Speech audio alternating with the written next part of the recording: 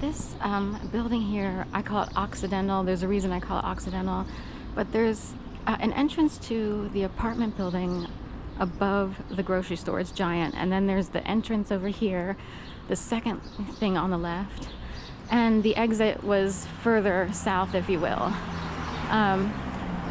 What happens very often when people shop at this store, even if they're a regular shopper, they'll be confused for a second because they think the entrance to the apartment complex is the entrance to the store.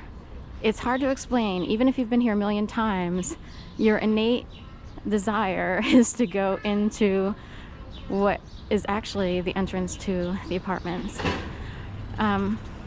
Do you think it's done on purpose? A little smirk here. Or do you think it's like, well, they had limitations with architecture and this is the only way they could set it up? What do you think?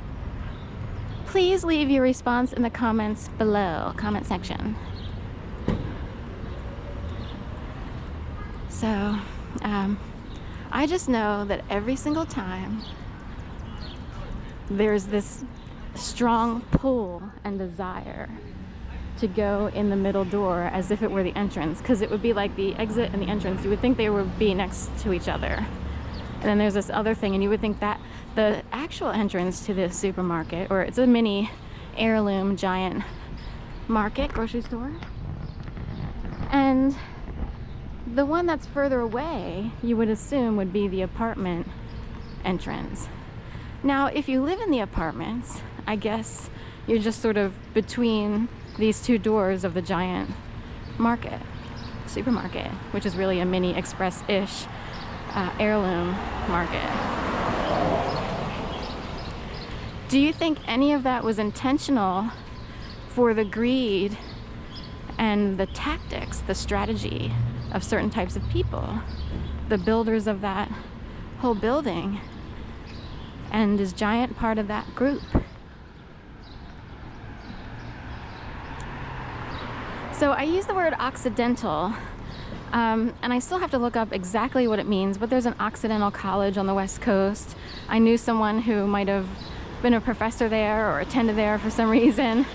But once when I looked up Occidental, I got the imagery and explanation of certain types of architecture that have stairs leading to nowhere. There's a famous one that everyone would know about if you're sort of in the academic world, or if it would come up somehow in your history buffness. But there's a place where, and I think, is it Brigantine? But anyway, you walk up steps to nowhere and you got to go back down. And it's like trickery architecture, or confusionary tactics is what I would say.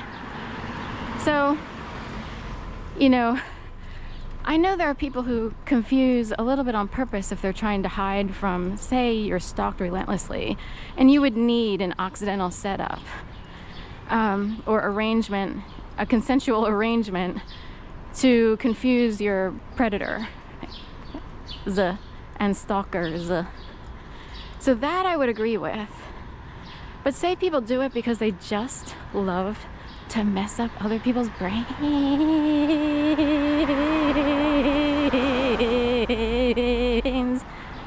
Okay? There are people who just love to gross people out, confuse them, mess them up constantly.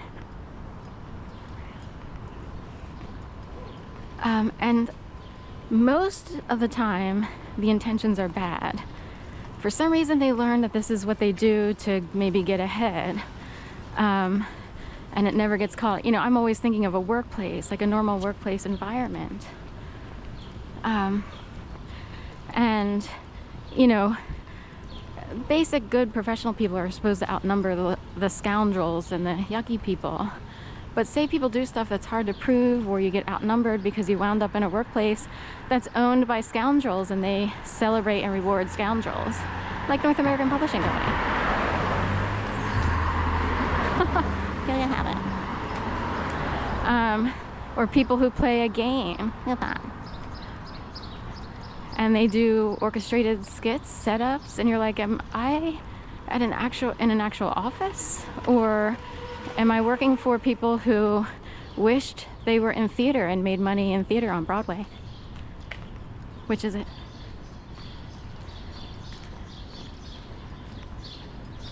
And this includes even some public schools. I tried to substitute teach. I won't name the location. I will in a while.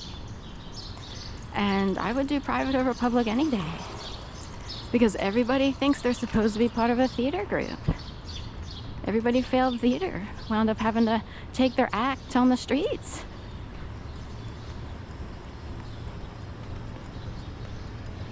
So that's my little fest this morning. I had to pick up some yogurt.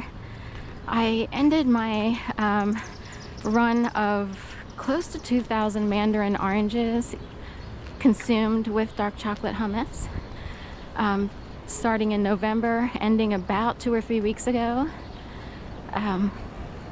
For me, it's, you know, I'm really proud to have consumed that many oranges because that's the hardest fruit for me. I'm not a big orange person. I don't drink orange juice. Even when I do fruit juices or similar, I don't include orange. I like pineapple, just plain though, cold.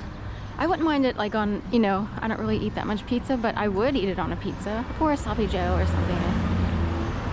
It's the rabbit.